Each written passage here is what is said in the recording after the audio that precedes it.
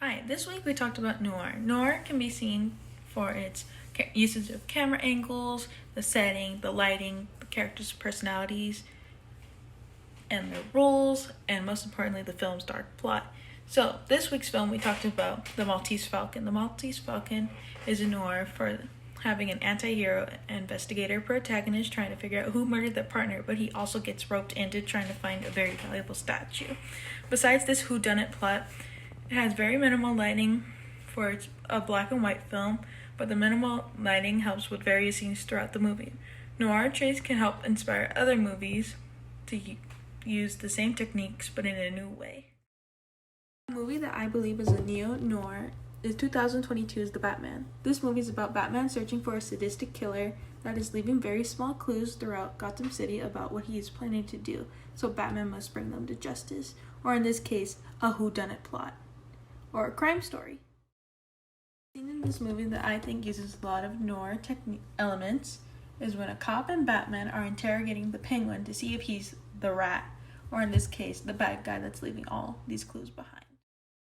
All three of them are in the dark, but the dim light is coming from the car. The detective and Batman are in the shadows while the light is mostly shining on the Penguin. The light being not shown on the good guys indicate that even though they are the good guys in this story, they will turn to violence if needed to. And usually violence is seen throughout bad guys, making them an anti-hero.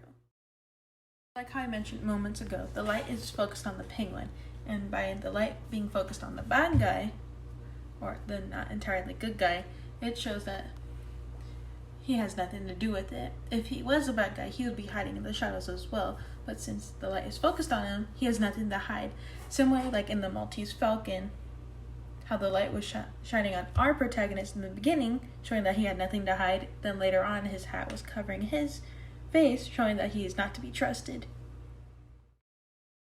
This film is a neo-noir since it follows the same styles as the Maltese Falcon did. It has harsh shadows, it uses lighting, but it's very minimal on both of these films. It's a whodunit plot, or a crime story trying to figure out who's the bad guy, where are they at, and bring them to justice. It has an anti-hero protagonist, investigator, and a psychological antagonist. But the difference between these two is the uses of violence. The Maltese Falcon usually censored it, but in the Batman, it showed a lot of it. So that's my video about Noir. The Maltese Falcon was a really good movie to watch. Seeing it for the first time, I enjoyed it. I usually like crime movies, so it was very interesting. Bye.